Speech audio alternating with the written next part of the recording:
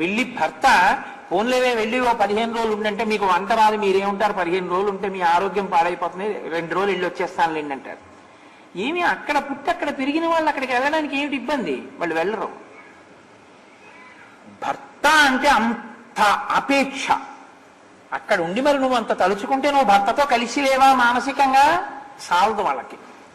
తనంటూ వండితే ఆయన కోసమే, తనంటూ తిరిగితే ఆయన కోసమే, తను అలంకరించుకుంటే ఆయన కోసమే, తను ఎదురు చూస్తే ఆయన కోసమే, తను దెబ్బలాడినా ఆయన్ని, ఆయన దెబ్బలాడినా తన్ని, కొట్టుకున్న వాళ్ళిద్దరే, తిట్టుకున్న వాళ్ళిద్దరే, కలిసి ఉన్న వాళ్ళిద్దరే. అదే దాంపత్యం అంటే కదండి.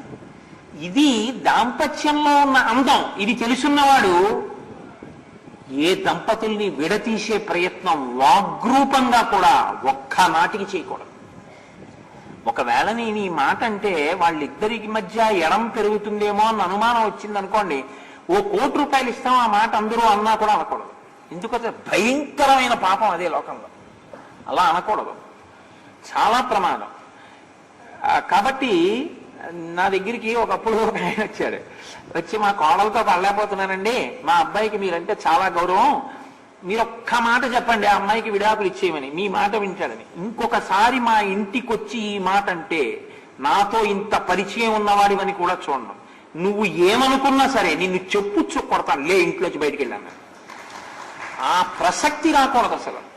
కాబట్టి సుందరకాండని మీరు సుందరకాండగా వినకండి, సుందరకాండలోంచి జాతి వజ్రాలని ఏరుకోండి. ఇది ఏరుకున్నప్పుడు అసలు ఏ ఇంట కూడా దంపతుల మధ్య అశాంతి అన్న మాట రాదు.